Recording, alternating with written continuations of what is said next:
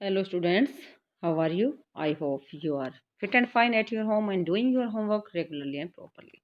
Students, today we start chapter 10, our past history, remaining part.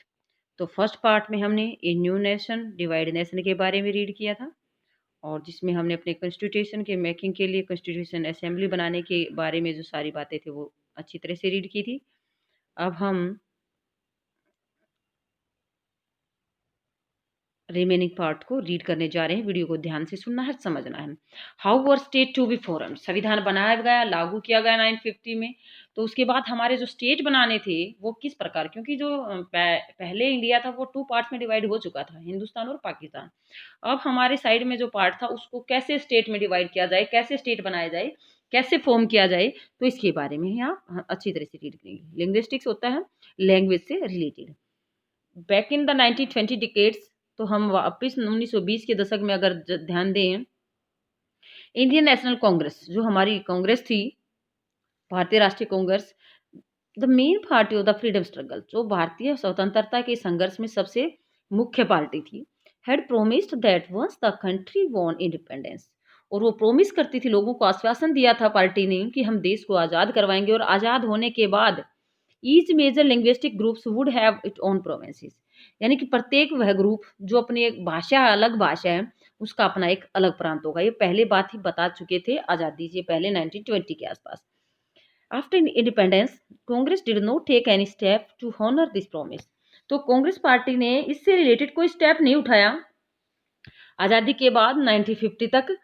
तो language के आधार पर जो प्रांत बनाने थे उसके लिए कोई स्टेप नहीं उठाया गया। For India had been divided on basis of the religion, क्योंकि भारत को बांटा गया था किस आधार पर, धर्म के आधार पर बांटा गया था भारत और Pakistan. Okay, despite the wishes and effort Mahatma Gandhi, freedom had come to one nation but it two, Mahatma Gandhi के द्वारा जो एक राष्ट्र की सपना लिया गया था, अच्छे से राष्ट्र का, राम राज्य जिसको हम बोल सकते हैं, आज़ादी के बाद वो नहीं बना बल्कि टू नेशन यानी कि एक पाकिस्तान और एक भारत बना। As a result of the partition of India, तो जो परिणाम हुआ हमारे भारत के बंटवारे का, more than a million people had been killed in riots between Hindu and Muslim, तो लाखों लोग थे वो मारे गए थे, यानी कि 10 लाख से ज़्यादा लोग वहाँ पर मारे गए थे जो दंगे हुए थे हिंदू और मुसलमानों के बीच में। Could the country afford further division on the basis of language, तो इस प्रकार क्या इस धर्म के आधार पर जो बंटवारा था उसमें लाखों लोग मारे गए, तो इस बंटवारे के बाद क्या हमारे देश के अंदर इतनी हिम्मत थी कि हम भाषा के आधार पर भी बंटवारे को झेल सकें। तो इस प्रॉब्लम को लेकर हमारे जो पार्टी थी वो भी कोई डिसीजन नहीं ले पा रही थी। Both prime minister Nehru and deputy prime minister, ये ध्यान देना, जो हमारे फर्स्ट प्राइम मिनिस्टर थे वो कौन थे, पंडित जवाहरलाल नेहरू थे, और डिप्टी प्राइम मिनिस्टर थे वो वल्लभ भाई पटेल थे। ओके, वल्लभ भाई पटेल और जो नेहरू जी थे against the creation of the linguistic state, तो वो भाषा के आधार पर राज्य बनाने के खिलाफ थे आफ्टर द पार्टीशन, जब बंटवारा हो चुका था। Nehru said disruptionist tendencies had come to the fore to check them. The nation had to be strong and united, और as पटेल put it, तो नेहरू जी ने कहा कि विभाजन के बाद नेहरू जी ने कहा कि जो डिस्टरप्ट यानी कि जो उपद्रव करने वाली टेंडेंसी हैं, जो प्रवृत्तियां उभर कर सामने आ रही हैं, तो उनको रोकना होगा, क्योंकि हमें अपने देश को एक पावरफुल, स्ट्रॉन्ग और यूनाइटेड एकता वाला देश बनाना है। तो इसके बाद पटेल ने क्या कहा था, जो हमारे डिप्टी प्राइम मिनिस्टर थे, the first and last need of India, जो पहली और आखिरी जरूरत है इंडिया के लिए at the present moments is that, उस समय का जो टाइम था, should be made a nation, उसमें हमने एक देश का निर्माण करना है, everything which helps the growth of nationalism, तो प्रत्येक वस्तु जो हमारे nationalism has to go forward and everything which throw obstacles in its way has to be rejected, तो अपने राष्ट्र के निर्माण में हमें आगे बढ़ना चाहिए, आगे बढ़ावा देने वाली बातों को ध्यान में रखना चाहिए, नहीं कि जो रुकावट देने वाली बात है उनको रास्ते से हटा देना चाहिए, रिजेक्ट कर देना चाहिए। तो रास्ते में जो रुकावट है, बाधाएं हैं, प्रॉब्लम है, उनको रिजेक्ट कर देना चाहिए। ये किसके द्वारा कहा गया है, ये पटेल, सरदार वल्लभ भाई पटेल के द्वारा। have applied this test to linguistic provinces also. By this test, in our opinion, they cannot be supported. तो पटेल जी ने कहा कि भाषा के आधार पर जो प्रांत हैं, जो सवाल उठाए जा रहे हैं, तो इसके अकॉर्डिंग हम समर्थन नहीं दे रहे हैं, क्योंकि अभी-अभी हमारे देश का पार्टीशन हुआ है और उस पार्टीशनिंग के कारण हमारे सामने बहुत सारी प्रॉब्लम है। उस प्रॉब्लम का सॉल्यूशन करना चाहिए, नहीं कि एक नई समस्या उठाई जाए कि भाषा के आधार पर प्रांत बनाना। ओके, अब यहाँ है कि विरोध शुरू कर दिया लोगों ने कि हमें लैंग्वेज के अकॉर्डिंग हमारे प्रांत बनाए जा सकें। अब यहाँ देखो साइड में, यह पुट्टू श्रीराम मुलु, पोटी श्रीराम मुलु है, गांधीयन लीडर है who died fasting for a separate state for Telugu speaker. तो इसने एक अनशन किया था तेलुगु भाषा बोलने वाले लोगों के लिए कि हमें तेलुगु भाषा बोलने वालों का एक अलग से सेपरेट स्टेट बनाना है। तो इसके लिए वो अनशन पर बैठे थे। तो पोटी श्रीरामुलु के बारे में हम रीड करेंगे that the Congress leader would now go back on their promise created great disappointed. अब दिखाई दे रहा था कि कांग्रेस के जो नेता है वो अपने प्रोमिस से पीछे हट रहे हैं, अपना प्रोमिस पूरा नहीं कर रहे हैं। जो नेशनल कांग्रेस थी हमारी, उसके नेता अपना प्रोमिस पूरा नहीं कर रहे हैं। तो इस प्रकार चारों तरफ डिसअपॉइंटेड मैन, यानी कि उसको पूरा नहीं कर रहे हैं। तो चारों तरफ क्या हो चुका है, असंतोष फैल चुका है, क्रिएट ग्रेट डिसअपॉइंटेड। तो चारों तरफ क्या है, संतोष है। The Kannada speakers, Malayalam speaker, Marathi speaker has looked forward to having their own state. तो इस प्रकार से कन्नड़ भाषी है जो, सॉरी कनाडा नहीं, कन्नड़ स्पीकर जो कन्नड़ लैंग्वेज बोलने वाले हैं, मलयालम बोलने वाले हैं, मराठी बोलने वाले हैं, ये सब अपने अपने राज्य, अलग राज्य बनाने की वेट कर रहे हैं कि हम सब का अलग राज्य होगा लैंग्वेज के आधार पर। स्ट्रॉन्गेस्ट प्रोटेस्ट हाउएवर, तो मजबूती से प्रोटेस्ट कर रहे थे, विरोध कर रहे थे, come from the Telugu speaking district. तो वो सबसे पहले तेलुगु जो बोलने वाले जिले थे वो ज्यादा विरोध कर रहे थे। Would was the Madras presidency, जो मद्रास प्रेसिडेंसी है, वहाँ तेलुगु लैंग्वेज को यूज करने वाले जो डिस्ट्रिक्ट थे वहां पर तेज गति से विरोध किया जा रहा था कि हमारे लिए अलग से डिस्ट्रिक्ट बनाए जाएं। When Nehru went to campaign here during the general election 1952, तो जो पहला हमारा इलेक्शन हुआ था 1952 में, उस टाइम नेहरू जी एक अभियान चलाने के लिए, कैंपेन चलाने के लिए, इलेक्शन के लिए लोगों से मिलने के लिए गए। तो he meet with black flag, उसको काले झंडे दिखाए गए। Slogan demanding we want Andhra, तो वहां पर नारे लगाए जा रहे थे कि हमें आंध्रा चाहिए। आंध्र मतलब तेलुगु भाषा बोलने वाले के लिए अलग से स्टेट बनाया जाए, आंध्र प्रदेश। इन अक्टूबर ऑफ दैट ईयर, तो उसी साल अक्टूबर में,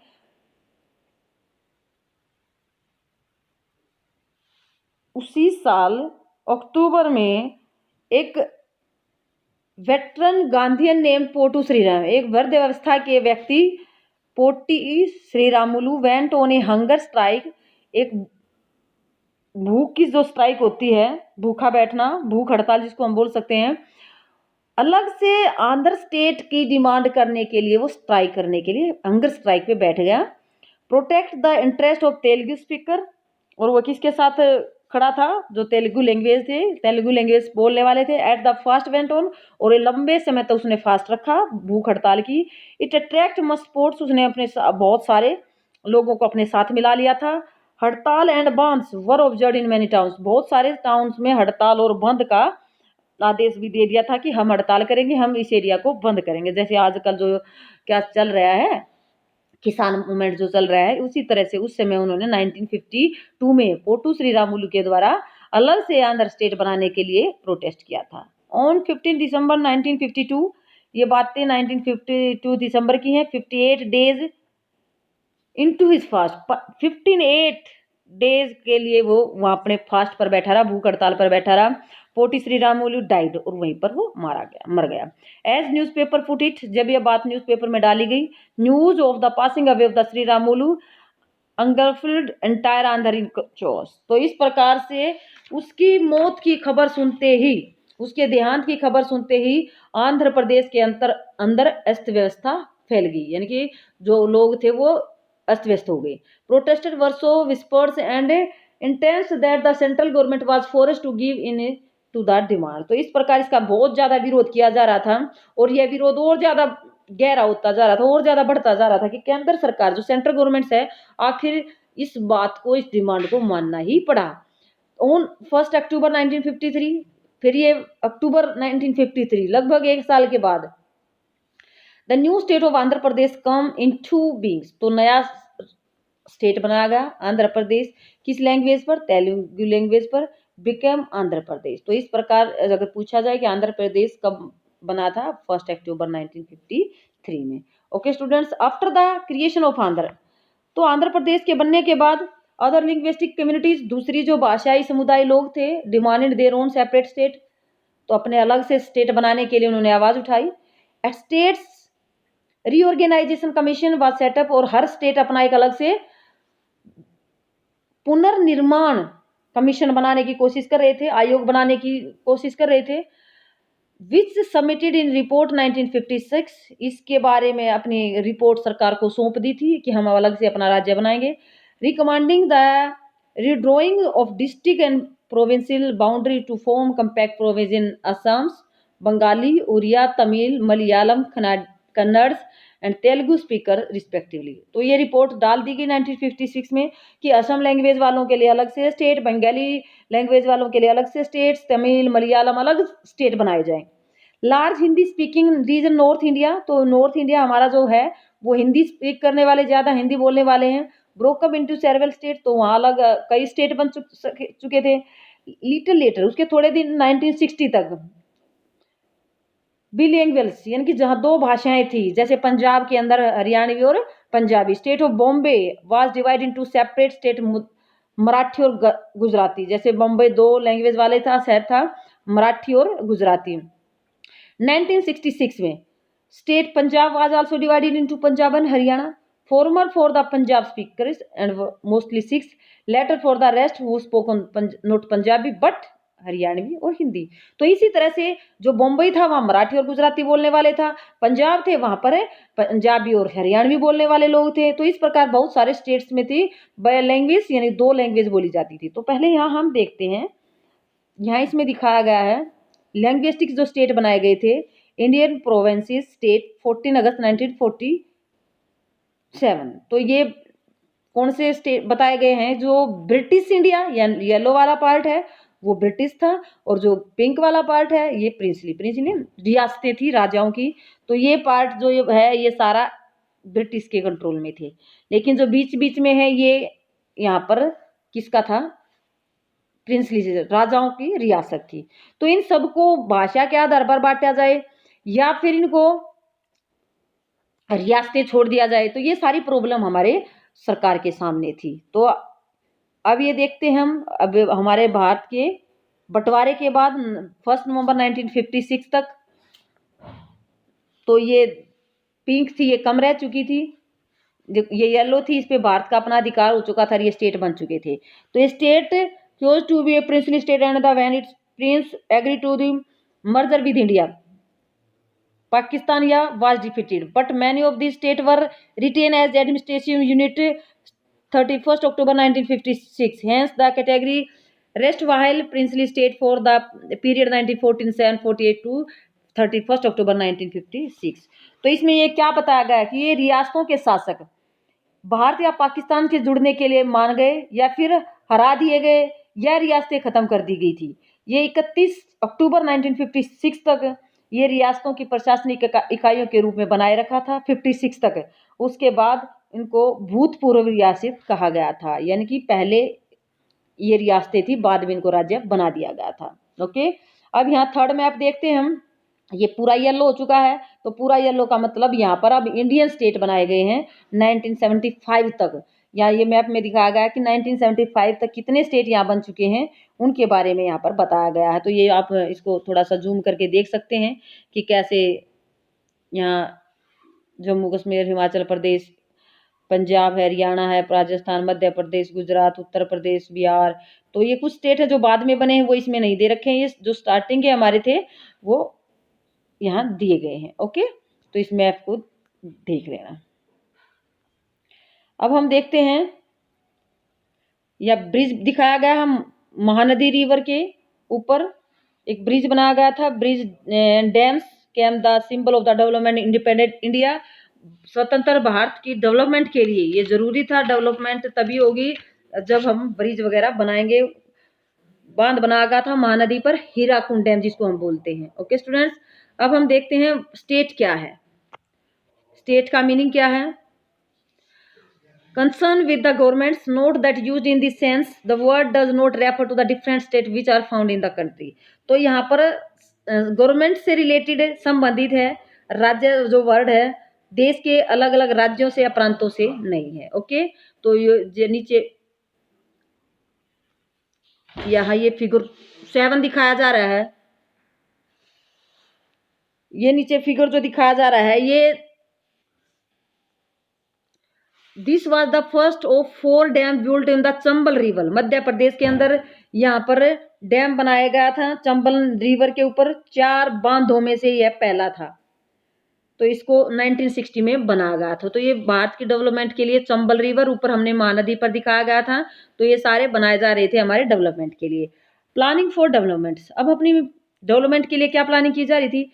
लिफ्टिंग इंडिया, इंडिया को उठाने के लिए, विकास करने के लिए, इंडियन आउट ऑफ पॉवर्टी, गरीबी को दूर करने के लिए, building a modern technical industrial base, तो अपना तकनीकी रूप से और जो औद्योगिक आधार पर अपने देश को ग्रो करना है, डेवलपमेंट करना है। अमंग मेजर ऑब्जेक्टिव, कुछ मुख्य उद्देश्यों को ध्यान में रखते हुए एक नए राष्ट्र का निर्माण करना है। 1950 the government set up a planning commission, 1950 में एक प्लानिंग कमीशन बनाया, help design and executive suitable policies economic development.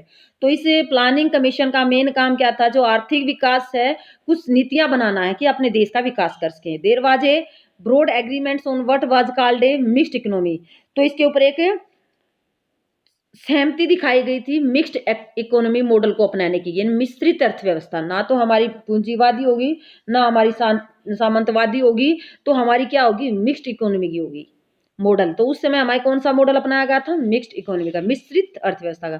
Both the state and the private sector, जिसमें राज्य और जो प्राइवेट सेक्टर वो आपस में मिलकर काम कर सकते हैं।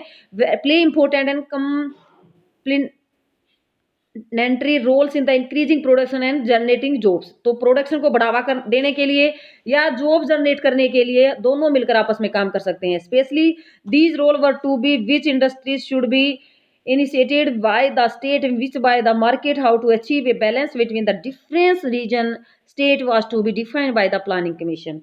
तो इस प्रकार जो प्लानिंग कमीशन बनाया गया था, योजना आयोग बनाया गया था, उसके द्वारा यह बताया गया कि किस एरिया की क्या role to be which the industry should be initiated by the state, कौन सा एरिया राज्य सरकार का होगा और कौन सा प्राइवेट सेक्टर का होगा। तो ये बताया गया था। तो कौन सा उद्योग सरकार द्वारा या कौन सा उद्योग निजी उद्योगपतियों द्वारा लगाया जा सकता है। तो इसके लिए अलग अलग एरिया और राज्य के बीच में बैलेंस बनाए रखने के लिए योजना आयोग के द्वारा काम किया गया था।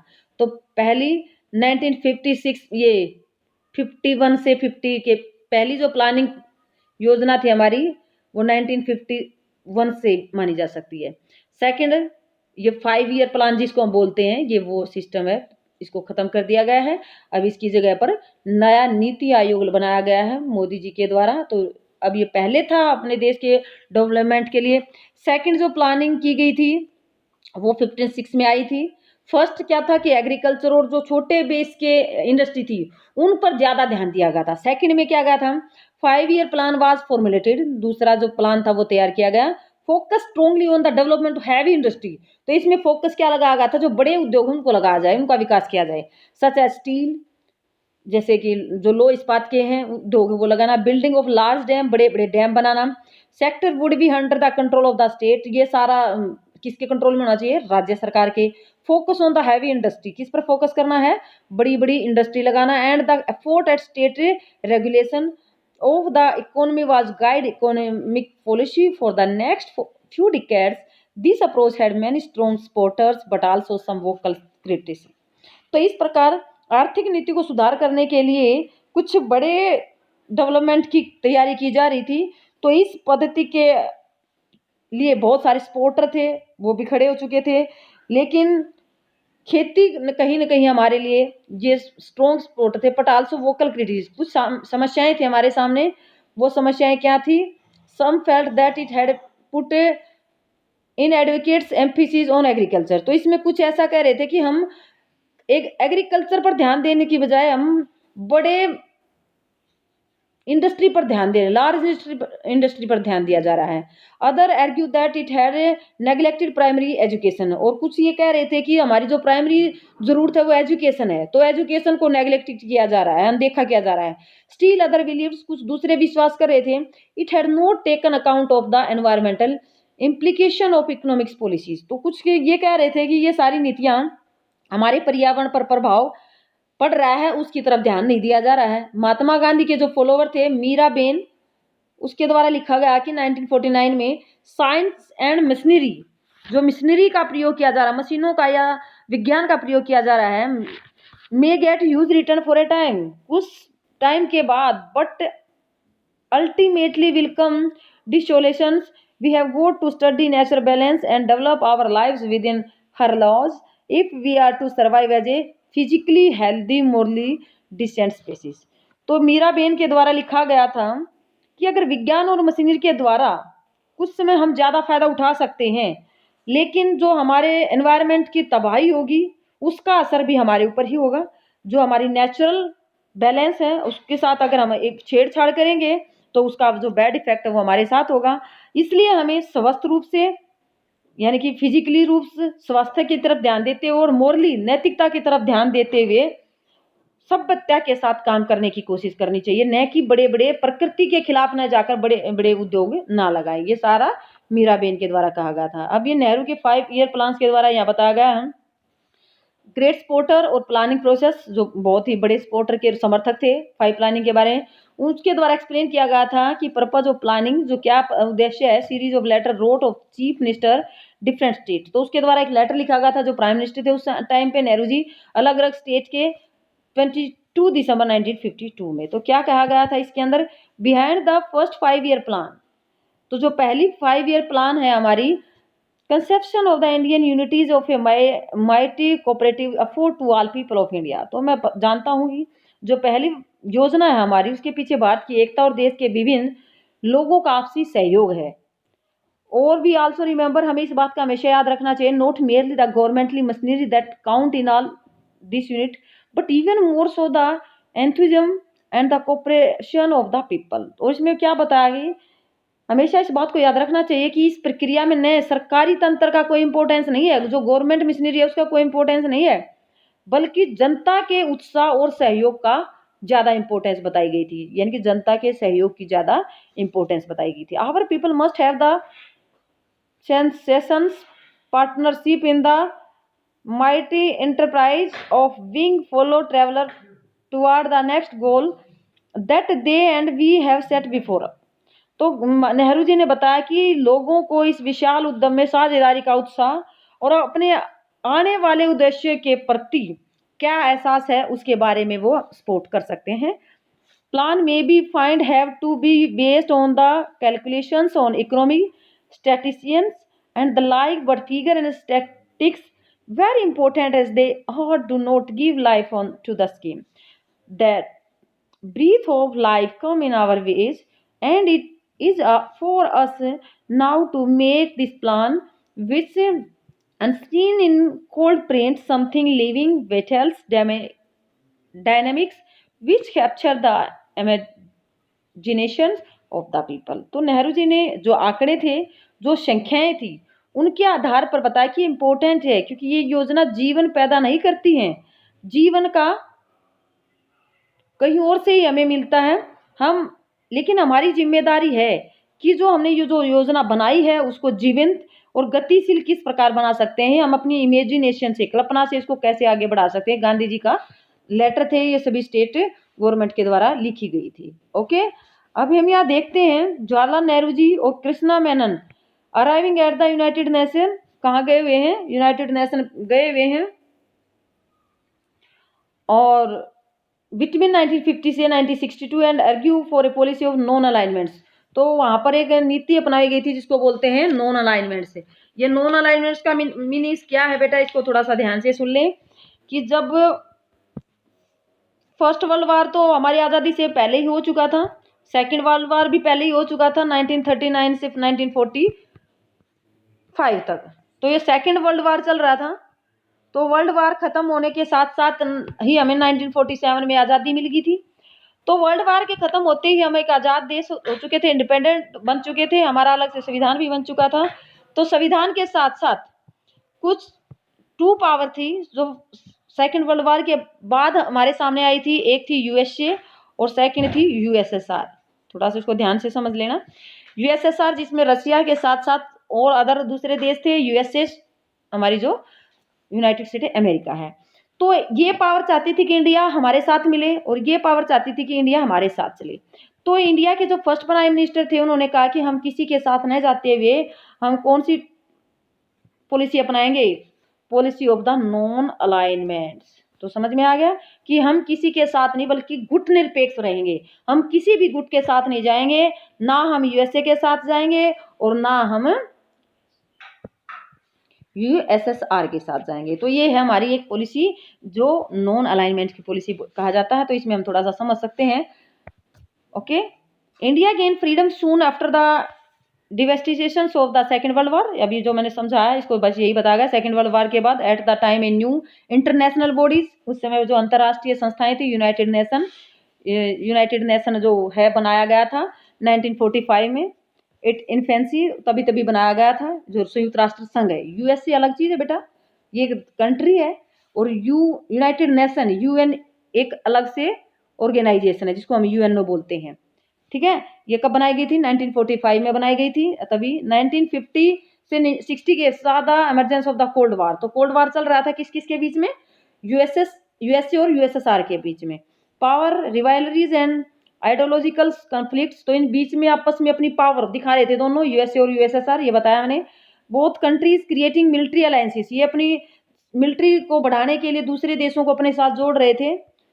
This was also the period when colonial empires were collapsing, तो इस यह समय था कि जब दूसरे देशों का जो कंट्रोल था वो धीरे धीरे खत्म होता जा रहा था, जैसे ब्रिटेन का हमारे देश पर था। मैनी कंट्री वर अटेंडिंग इंडिपेंडेंस, उस समय बहुत सारे देश आजाद हुए थे सेकेंड वर्ल्ड वार के बाद। प्राइम मिनिस्टर जवाहरलाल नेहरू हमारे भारत के फर्स्ट प्राइम मिनिस्टर थे। Who was also foreign minister of newly independence India, वो हमारे नए स्वतंत्र देश के फाइनेंस मिनिस्टर थे, वित्त मंत्री भी थे। Developed free India foreign policy, तो उन्होंने अपने देश की वित्तीय पॉलिसी के लिए नीति के लिए बनाई थी। नॉन अलाइनमेंट फोरम्स और गुट निरपेक्ष नीति भी उन्होंने बनाई थी। ये फॉरेन पॉलिसी है, विदेश नीति बनाई थी। Okay, lead by the statesman Egypt, Yugoslavia, Indonesia, Ghana और इंडिया। तो ये 5 कंट्री थे जिन्होंने मिलकर नॉन अलाइनमेंट को बनाया था। ध्यान देना, इंडिया के साथ इजिप्ट जिसको मिस्र बोलते हैं, यूगोस्लाविया, इंडोनेशिया और घाना, ये 4 की बजाय 5वां हमारा था। 5 देशों ने ये नीति अपनाई थी नॉन अलाइनमेंट्स, गुट निरपेक्ष नीति की। हम किसी के साथ नहीं जाएंगे, हम स्वतंत्र हैं। अभी अभी हम ब्रिटिश से आजाद हुए, अंग्रेजों से आजाद हुए, हम किसी दूसरे देश के साथ नहीं मिलना चाहते। Okay, non align movements, country not join either two major alliance, किसी दो में से किसी को चुनना। दो यूएसए और यूएसएसआर में थे, but this policy staying away. तो इस जो ये हमारी नॉन अलाइनमेंट्स का मतलब है स्टेइंग अवे, दूर रहना, फ्रॉम अलायंसेस, इन गुटों से। Note a matter remaining isolated और नेचुरल, चाहिए नेचुरल, अलग थलग रहना, तटस्थ रहना, यानी कि अपने स्थान पर रहना। Farmer means remaining aloof from world affair, तो उसने का मतलब जो वर्ल्ड का मामले चल रहे हैं, कोल्ड वार जो चल रहा है, non alignment countries such as India played an active role, तो भारत का एक सबसे सक्रिय रोल था बिटवीन अमेरिका और सोवियत अलायंस के अंदर। सोवियत किसको बोल सकते हैं? यूएसएसआर को। ट्राई टू प्रिवेंट वार, तो कोशिश कर रहा था इंडिया कि जो कोल्ड वार उसको रोका जा सके। ओपन टेकिंग ए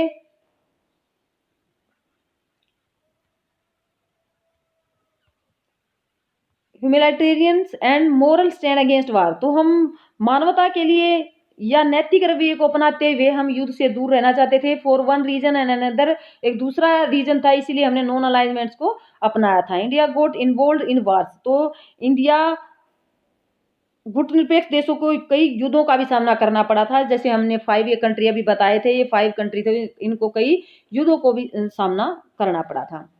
तो ये सारा बताया गया है। Leader of the Asian African countries, तो ये एशिया के कुछ देशों और अफ्रीका के कंट्री थे। बांगडुंग इंडोनेशिया के अंदर ये मीटिंग थी, एक बांगडुंग सम्मेलन जिसको बोलते हैं। न्यूली इंडिपेंडेंट स्टेट थे, यानी कि 29 स्टेट जो अभी अभी आज़ाद हुए थे, फ्रीडम मिली थी, वो स्टेट मिलकर यहाँ पर मीटिंग कर रहे थे। In this famous conference discussion how Afro Asian, यानी कि कुछ देश अफ्रीका के थे जो आज़ाद हुए थे, कुछ एशिया के थे जो आज़ाद हुए थे, तो वो अपने लिए एक अलग से संस्था बना रहे थे। जो फर्स्ट सम्मेलन हुआ था वांगडुंग सम्मेलन जिसको बोल सकते हैं हम, वांगडुंग सम्मेलन कब हुआ था? 1955 में इंडोनेशिया के अंदर। तो इन बातों को ध्यान रखना है, ये कई इंपॉर्टेंट चीजें हैं इसके अंदर। ठीक है बेटा, बाकी हम बाद में करेंगे। नेशन 60 ईयर ऑन, अब इसके बाद के जो 60 साल हमने 70 साल अब चल रहा है हमारा आज़ादी से लेकर अब तक का, उसके बारे में इसके अंदर देखेंगे। ओके स्टूडेंट, वीडियो को ध्यान से सुनना है, समझना है। Thank you.